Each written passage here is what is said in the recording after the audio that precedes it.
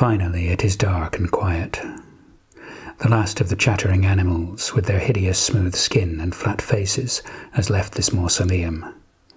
Outside, the white flakes fall once more from the sky, swirling and tumbling in the wind, robbing the earth of its warmth. They remind me how far from home I am, but at least they tend to keep the chattering animals in their burrows. I emerge from the underground chamber where the hot cylinders lie. When first I found this place, I thought it might be a hatchery, but I have seen no young ones here. The only chattering animal that comes in here is a small grey one that periodically adds black rocks to fires at one end of the cylinders. I wrap myself in the discarded coverings I found at the back of the chamber, partly as a disguise, but mostly to keep warm on the upper levels. At first I thought they were skins of the chattering animals, but they seem to be woven of plant fibres. That goes some way towards explaining why this species is so numerous in an environment for which it seems so spectacularly ill-adapted. Most of the coverings are too long for me, and I pull them up over my head, where they drag on my crest and leave my forearms exposed. I will have to choose between cold hands and a cold head.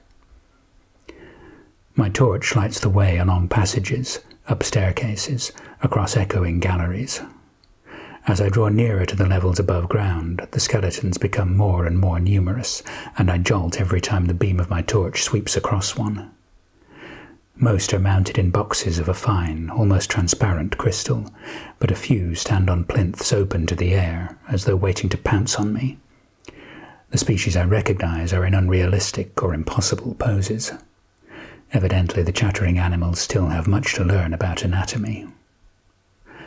At last I come to my quarry. Mounted on a wall behind a layer of crystal, the bones of a sleek fish, twice as long as I am high. It has been squashed almost flat, and buried in mud that turned to stone over millions of years. The chattering animals have partly exhumed it, leaving it resembling a disturbingly realistic sculpture. Its long snout is crammed with teeth that still look sharp enough to tear flesh. Its eye socket is the size of my fist, suggesting it was adapted for hunting at great depths. But when last I saw this animal, it was on the surface, and it made a considerable nuisance of itself. From my satchel I take my scanner and slowly pass it over the skeleton. As I had hoped, near the middle it lights up like the full moon. My ticket home is buried in what remains of this beast's belly. All I have to do now is extract it.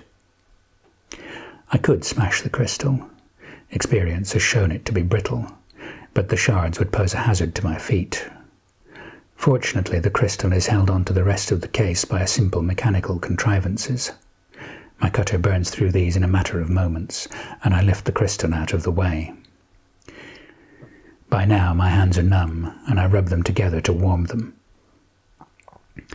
When my hands have stopped shaking, I check the scanner again to be certain of where my target lies, and set the cutter to maximum power. The stone glows orange, and an acrid smell drifts from it. I was one of the first to volunteer for the Deep Time Corps. Time travel promised to answer so many questions about evolution and geology, perhaps even offer some possibilities about the origin of the moon. Going into the past is simple, at least from the traveller's point of view.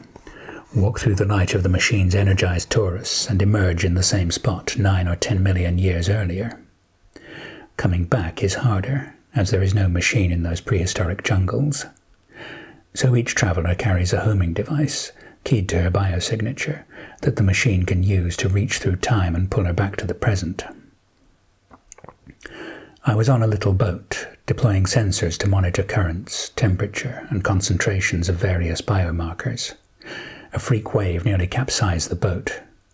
When I recovered, I saw my homing device in the water a few meters away. I thanked the sun that the designer had made it float. Before I could steer the boat to retrieve it, a huge fish, the fish whose skeleton now hangs before me, emerged from the ocean and swallowed it. I discharged my weapon at the fish, but of course it had already submerged, and all I achieved was to produce a cloud of steam. I screamed, cursing that day, and the day I stepped through the time machine, and the day I first went to a zoo, and even the day I had hatched. Eventually, my rage spent, I returned to the shore to take stock. I had a year's supply of dried food and water purification tablets. If I could learn how to hunt and avoid injury or predation, I might live out most of my natural span. It would be a lonely existence with no possibility of rescue. Without the homing signal to lock onto, the probability of the Corps being able to open a time gate within even 1,000 years of my current position was essentially zero. I spent the next few days as far as I could from the sea. In a forest, I found a herd of club-tailed sauropods, a species no doubt thoroughly studied by previous expeditions. Many smaller animals darted among their pillar-like feet, snuffling for food in the churned-up ground. One species caught my attention, a plump brown thing no bigger than my thumb. It would climb the stems of plants and hold on with a thin, flexible tail. It was mostly nocturnal, and for this reason it took me some time to notice that it was covered in a substance like very fine grass. I had never seen anything like this, and tried to get a closer look. Of course, these animals were very shy, and ran off as soon as I neared them. I headed back to my camp to pick up some camera traps. Halfway there, I was surrounded by blinding white light. Startled, I lost my footing and fell to the ground. I felt as though I was being stretched, then compressed, then turned inside out. Before I could scream, the sensations and the light had gone. I lay in darkness on a cold, hard surface. I had just been dragged through a time gate. How was that possible? My homing device was in the belly of a fish, hundreds of kilometers away. Conceivably, it might have activated, but then the Deep Time Corps would have recovered a surprised and angry fish, not me. As I explored this strange, frigid mausoleum and saw skeleton after skeleton, I worked out what must have happened. The fish had died and been fossilized. Thousands or millions of years later, the chattering animals dug the fossil up, with the homing device still inside it. The process of mounting it on the wall must have activated the device. As the device is keyed to my biosignature, it must have opened a gate between itself and me. I had thought that impossible, but time travel is still a new technology, not yet fully understood. Over the next few days, I devised a plan to retrieve my homing device. The fact that the chattering animals leave the mausoleum at night would make it much easier to execute. I found places where they keep food, in surprising quantities considering that none of them live here. It is tasteless stuff with hardly any texture, worse even than what the Deep Time Corps expects me to live on, but it stills the gnawing ache in my belly. I finish cutting my way around the homing device and pull out the chunk of rock that encases it. I roll the rock around in my hands, savouring the warmth that the cutter imparted to it. When it has cooled, I study it with the torch, seeking the best points to tap it with my hammer. I place it on the floor and crouch before it, trying to let as little of my body as possible touch the cold surface.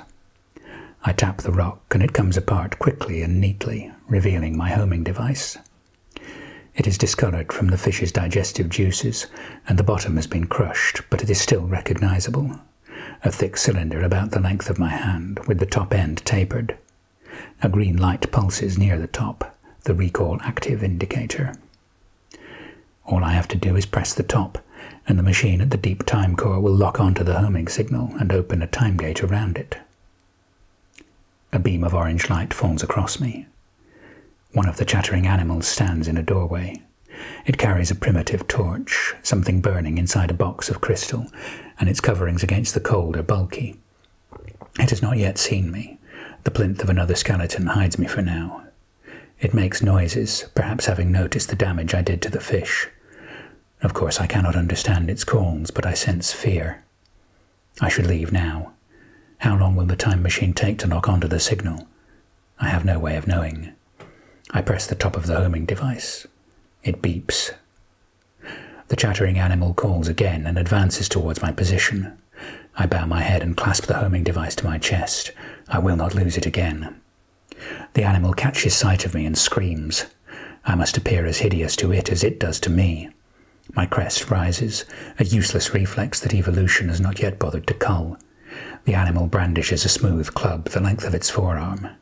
Ancient aggression stirs within me, urging me to slash this puny animal's throat or belly and feast on its warm flesh. It has been far too long since I surrendered to my primal instincts. I begin to stand, claws outstretched. The homing device clatters on the floor. Both the animal and I glance at it. It chooses that moment to open a time gate. The next thing I'm aware of is waking up in a hospital. My supervisor from the Deep Time Corps comes to visit me. I have been unconscious for 5 days. 3 journeys through time in less than a month have taken their toll on my body, but the doctors are pleased with my progress. The chattering animal was pulled through the time gate with me.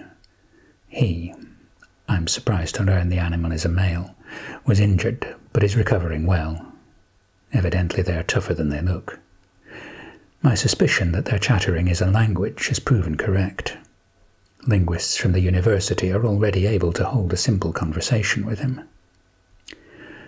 I explain how I lost my homing device and how it found me again. Its log file indicates that it was buried for 75 million years, 65 million from now, before the mechanical shock of the chattering animals excavating the fish reactivated it. Perhaps I should stop calling them animals, as it is obvious that they are much more than that. The world in that far-off time is much colder than it is now. This is why the chatterers cover their bodies and burn rocks to heat their buildings. My head spins with the possibilities of what we might learn from them, and they from us. My supervisor says that a general has already asked her whether we might be able to make the future world warm enough to live in. Apparently some of the fringe theories I have heard about an imminent global catastrophe are not entirely without foundation.